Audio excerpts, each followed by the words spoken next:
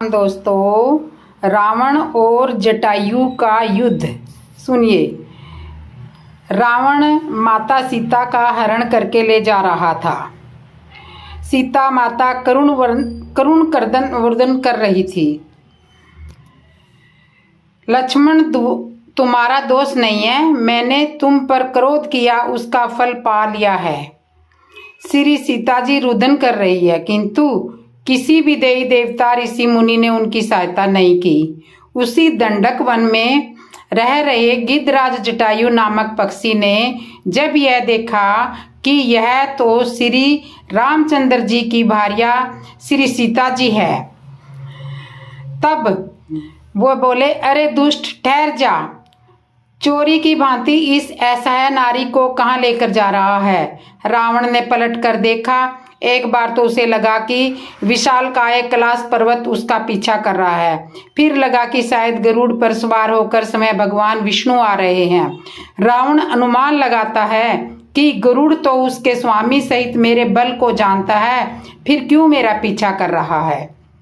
जब वह पास में आया तब रावण ने देखा, अरे यह तो वृंद जटायु है, मेरे हाथों मरने के लिए आ रहा है। जटायु ने रावण को ललकारते हुए कहा, रे चोर, अत्याचारी दुष्ट रावण, मैं बुढ़ा आवश्यक हो गया हूँ, किंतु अभी भी मेरे जीते जी तू मेरी इस पुत्र वधू को नहीं ले जा सकता। राम जी की क्रोध रूपी अग्नि में तेरा परिवार भस्म हो जाएगा। रावण ने कोई उत्तर नहीं दिया। जब जटायु ने रावण के ऊपर चोंच से प्रहार करना आरंभ किया, जटायु जी ने रावण को बुरी तरह से घायल कर दिया। एक क्षण तो रावण को मूर्छा आ गई, वह अचेत हो गया। फिर तुरंत उठकर उसने अपनी तलवार से गिद्ध जटायु के पंख काट दिए। जटायु भी भूमि पर गिर गई। माता सीता विलाप करती रही और जटायु जी ने विनय करते हुए कहा कि तुम मेरा यह संदेश मेरे स्वामी राम जी को आवश्यक सुना देना कि रावण उनका हरण करके ले गया है। जटायु जी जब रावण से अकेले युद्ध कर रहे थे, लड़ रहे थे, तब वहां कोई नहीं आया, और जब घायल होकर भूमि पर गिरे तब उनके पास अनेक आए। दुनिया के लोग भी बड़े विचित्र होते हैं। जब आवश्यकता होती है तब आते नहीं, और जब वह किसी काम का नहीं रहता, जब उसका सारा काम बिगड़ जाता है, तब लोग सलाह देने आते हैं। ऐसा नहीं करना, ऐसा कर लेना चाहिए था।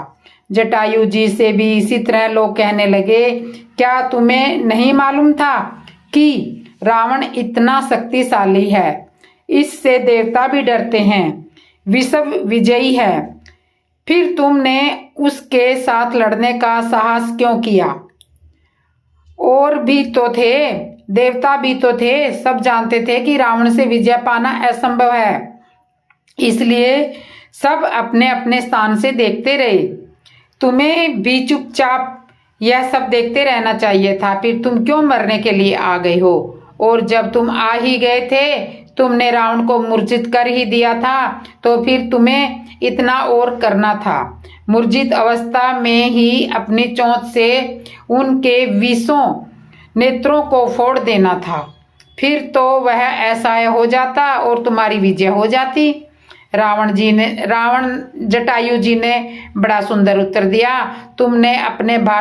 मुझे अपने भारतवर्ष पर गर्व है कि मैं इस देश का पक्षी हूँ, और मेरा भारतवर्ष सनातन धर्म को मानने वाला है। और हमारे भारतवर्ष में युद्ध के भी कुछ नियम है। मैं जानता हूँ कि जब युद्ध भूमि में शत्रु पीठ दिखाकर भाग रहा हो, या मूर्छित हो गया हो, या निहत्या हो, उस पर वार नहीं करना चाहिए, यह धर्म के विरुद्ध है। और जब मैंने देखा कि रावण मूर्छित हो गया है, तब मैंने अपने धर्म का पालन करते हुए उस पर वार करना उचित नहीं समझा। मुझे अपनी मृत्यु पर गर्व है। अधर्म पूर्वक जीने से धर्म पूर्वक मरना श्रेष्ठ है। मैंने यह युद्ध तुम जैसे लोगों को शिक्षा देने के लिए लड़ा है कि आने वाली पीढ़ी इससे प्रेरणा ले सके। धर्म की रक्षा के लिए गुफा कंदराओं में जाकर छुपे नहीं। नारी पर, देश पर संकट आने पर केवल तमाशा न देखते रहें, बल्कि नारी की रक्षा और देश हित के प्रति अपने प्राणों का बलिदान करना पड़े तो अवश्य करें। अपने धर्म के लिए प्राणों को न्यौछावर कर देना ही परम धर्म है। जो धर्म की रक्षा करता है, धर्म उसकी रक्षा करता है। जटायु जी राम जी की प्रतीक्षा में घायल अवस्था में वहीं पड़े हैं। संत कहते हैं कि भगवान जटायु जी के इसी गुण से प्रभावित हुए। उधर रावण वायु मार्ग से माता सीता का हरण करके ले जा रहा है। रास्ते में एक पर्वत पर श्री सीता जी देखती हैं कि वानर सेना का एक दल विराजमान है। उन्हें देखकर भी सीता जी ने राम नाम का उच्चारण करते हुए अपने वस्त्र और आभूषण गिराए ताकि राम जी तक यह समाचार पहुंच जाए। तो इस तरह से रावण और जटायु का युद्ध होता है। रावण सीता जी का हरण करके लंका में ले जाता है और अशोक वाटिका नामक स्थान पर उन्हें ठहरने का स्थान देता है।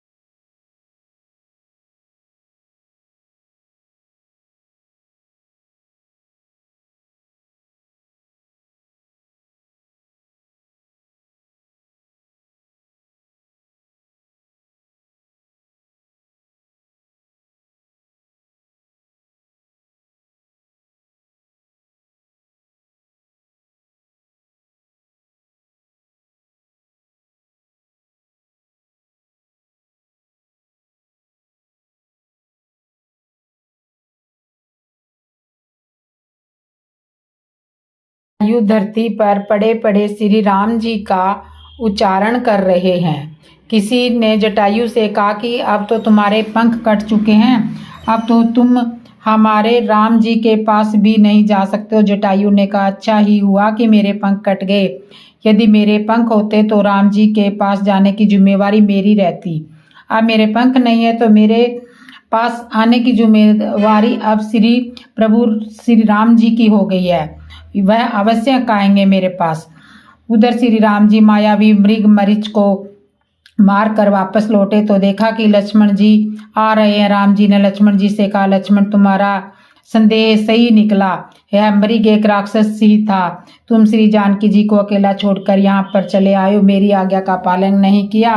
मुझे संदेह हो रहा है कि हमारे साथ में छल हुआ है। मेरा मन कह रहा है सीता अब हमें आश्रम में नहीं मिलेगी। हुआ भी वैसा ही जैसा संदेह हो रहा था। छोटे भाई लक्ष्मण ने श्री राम जी के चरणों को पकड़कर हाथ जोड़कर कहा, हे नाथ, मेरा कुछ भी दोष नहीं है। अति शीघ्र दोनों भाई लौट कर आते हैं और देखते हैं कि कुटिया में सीता जी नहीं है।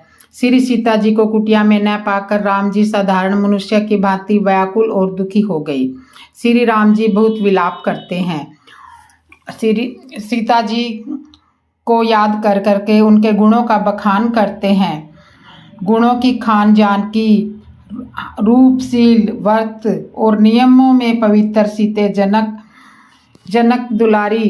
लक्ष्मण जी ने बहुत प्रकार से समझाया, तब भी श्री राम जी लताओं और वृक्षों की पत्तियों से पूछते हुए चले। तो इस तरह से श्री राम जी पागलों की भांति वृक्षों से, लताओं से, पशु पक्षियों से पूछते हुए जा रहे हैं, विलाप कर रहे हैं। हे पक्षियों, हे पशुओं, हे भोरों की पक्षियों, तुमने कहीं मृग नयनी सीता को देखा है?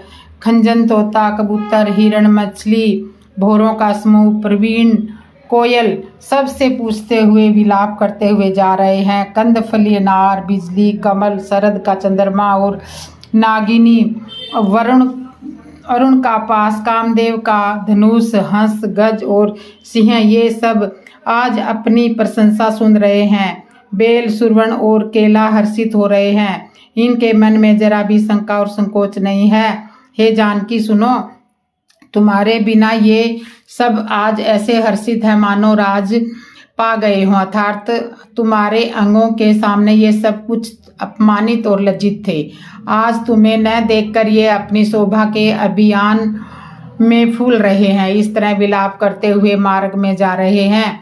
उधर पंचवटी में जो ऋषि मुनि सन्यासी थे, जिन्होंने राम जी से पत्थरों को छुआ कर नारी बनाने की भूमिका तैयार कर रखी थी, जब उन्होंने राम जी की यह दशा देखी तो आपस में एक दूसरे से पूछने लगे, इन्हें क्या हुआ है। किसी ने बताया कि इनके साथ तो इनकी विवाहिता जो थी उनका किसी राक्षस ने हरण कर लिया है।